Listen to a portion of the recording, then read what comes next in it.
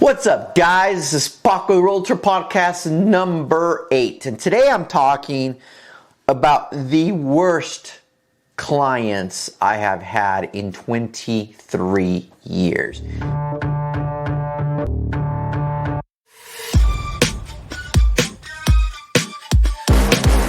Now, in this business, it's not hard to piss people off because you're dealing with money, legalities.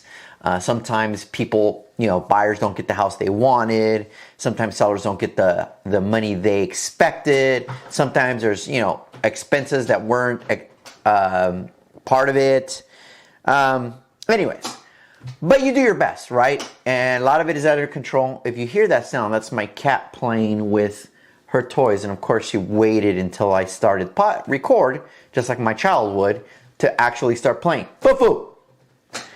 So anyways, about 4 years ago, I think it was actually right before COVID started, I had a client who had been debating for a year, debating for a year if they wanted to sell and buy. It's in the Inland Empire, and their goal was they wanted to buy in a specific area, not far from where they lived, so their kids could stay in the same school. And they wanted to make sure they had a pool and it was bigger. So those were the requirements and had to be in a certain price point. Well, it just so happened that after we started this process, I went ahead and found a house. Let me rephrase that. I got a call from another client of mine who needed to sell their house because they were going through a divorce and needed to move to Ontario. Well, it so happened that house was located in that community. So I called up the first client, we'll call them client A, and told them, hey, I'm going to be listing a property that meets all your requirements. I'll get you in the door to see if you guys want it, because it would be so much easier for the sellers, client B. They don't want to have to worry about prepping the house, cleaning the house, that kind of stuff, right? Because it needed some work. So I get clients A to see home B. And sure enough, meets all their requirements. They're like, Paco, we want it, get it. So I negotiate between client A and client B a price based on the condition of the house and the certain repairs that needed to be done. And because this client was handy, they wanted a discount. They didn't need the client B to do the work. So okay, no problem. So now all I had to do was sell client A's house because they didn't want to list their house until they had a house ready. Now, normally that's not the way it works. You got to list your house, at least show it's on the market in order for you to make an offer on another house. But it worked out. The planets aligned and God came out and said, it shall be, and it happened. So we put their house on the market, and sure enough, within maybe 10 days, we get an offer to buy it. And part of the requirement is to get a slight rent back, get a few days so they can move from A to B. So, perfect. Negotiate it. It's all done. Client A's buyers coming from Northern California, so they don't need to move into the house right away, which gives my client some flexibility to move into client B, because now client B needs to buy a house, which we'll call that C. Luckily, where they were looking, it's new developments, and we found a house that was a new development, already built, turnkey condition, ready to go. So we didn't have to wait for it to be built. Perfect. A, B, and C, dominoes are set, we're ready. So I think that's when all the BS started. First of all, let's start with the fact that client A had a lender who gave me a pre-qualification based on the money they were going to get from the proceeds of selling property A and how much they had in their savings account. Well, this was around the Thanksgiving, Christmas holiday season. So they took it upon themselves, unknowing to me, to go shopping for new stuff for the house and Christmas presents and everything, knowing they were buying a house. So when we get to close 3 weeks into the escrow, and I'm now getting all this information, I get a frantic call from client A.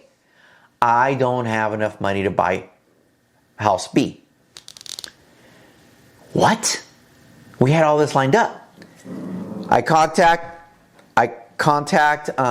client A's lender, and he's like, well, this is how much he told me they had, and now they have $10,000 less. Turns out they spent it. So client A wants to buy client B's house. Client B is an escrow to buy their new house because of the divorce. And it is a just clusterfuck, to say the least. And so, what are we going to do? So, I go ahead and pitch in $5,000 from my commission on property A to help client A. But I tell them, you need to come up with a difference. So, they don't. They don't know what it's at. They want to cancel everything. But we have all these dominoes set. They've already removed the contingency, so now their deposit, they're going to lose it if they cancel. Not to mention client B already has his deposit to purchase property C. So we figure out a way, I'll just leave it at that, to let them borrow the difference. I'll just leave it at that. And because it's November, December, they're going to get their tax return in January, in February, so they'll be able to pay that amount to this individual. So problem solved. I'm pissed with the lender. I'm pissed with the client A, and somehow it's my fault. Somehow it's not my lender, by the way. They didn't go with my lender. They went with their lender. Somehow it's my fault, but okay, whatever. So then, just when I put that fire out, second fire comes out. Client B is going through a divorce, and there's solar panels. Well, it turns out client A doesn't qualify to buy house B with the added financing for the solar panels. Again, a minor detail that they failed to disclose to me. So, what am I going to do? So I contact client B and tell them, hey, you guys need to pay off these solar panels, or else we don't have a buyer, and we're going to have to put the house on the market, and you guys are going to have to make the repairs to the pool and to everything else. And they're like, no. So somehow, magically, I negotiate, husband and wife weren't talking to each other, to pay off $18,000 on solar panels. Whew. The major issue has been avoided, so I think. Client A does, as I said, is in the construction world and does his own inspection. Gives me a list of things. I give it to client B, and client B agrees to do half of them. Okay, perfect. So we're done. At least I think we're done. So then we run into problem C. There's HOAs on both property A and property B. And they got to be paid ahead of time because HOA moves really slow. They move really slow to get you the correct paperwork that the lender needs. Well, client A didn't want to pay the HOA fees because, according to them, they didn't have it. Because it's not the monthly, it's like, I think it was like $1,000. And again, they failed to say anything. So now the lender's calling me saying, we don't have the paperwork from the HOA, we can't close this. I've already had it up to here with client A. Not only did they not have enough money, so I had to give them a credit for my commission. Not only did I have to figure out a way to come up with a difference. Not only did I have to get the solar paid off. Now we have an HOA issue. And here's the thing is, they have to do it. There's no way around it. So I finally convinced them to do it. And they waited till the last possible second. Well, because they waited till the last possible second, it delayed the closing by 14 days. Well, if A can't buy B, B can't close on C. So now B is delayed on C. So now I have all these agents calling me for updates saying we're 2 weeks behind because this guy didn't pay for his HOA transfer paperwork.